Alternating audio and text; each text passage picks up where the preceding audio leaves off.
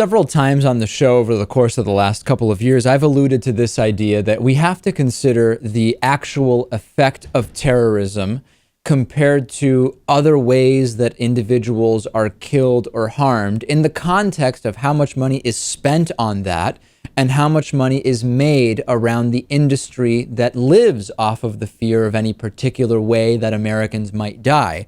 And on the heels of those discussions that I've been increasingly interested in, there's a really good article in Truth Out by Michael Muir, which I encourage you to read, which is called Cantaloupe versus Al-Qaeda, What's More Dangerous? And it outlines how, based on the documents that Edward Snowden released, there has been an exposure of the incredible amount of money that the U.S. spends on threat assessment, terrorism prevention, and all of these kind of related areas of expenditures, and that it's completely disproportionate to the number of people who actually die from terrorism year in and year out. So in 2011, and this is from Michael Muir's fantastic article on Truth Out, in 2011, the year of Osama bin Laden's death, the State Department reported that 17 Americans were killed in all terrorist incidents worldwide.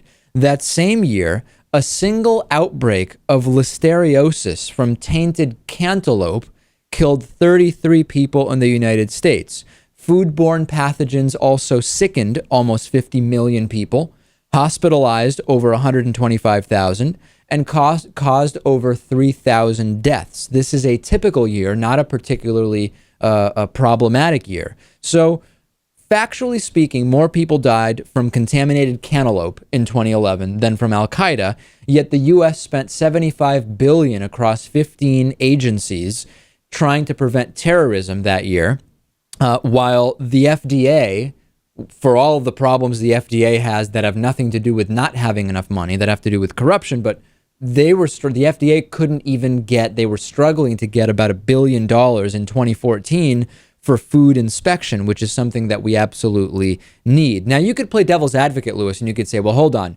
The reason only 17 people died of terrorism in 2011 was because so much is being spent, but the facts don't really correlate with that. That's true. And of course, there is also, profit but the overall, illusion of control, which Americans like, I think, to an extent.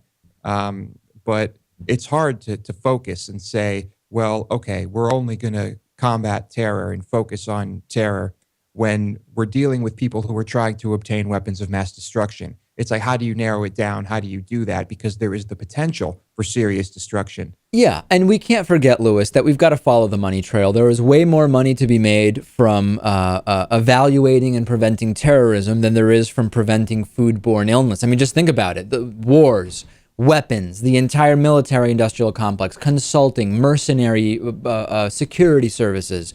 There's a lot of money to be made from the threat of terrorism, whereas there's not that much money to be made from the threat of foodborne illness, and we've got to follow the money.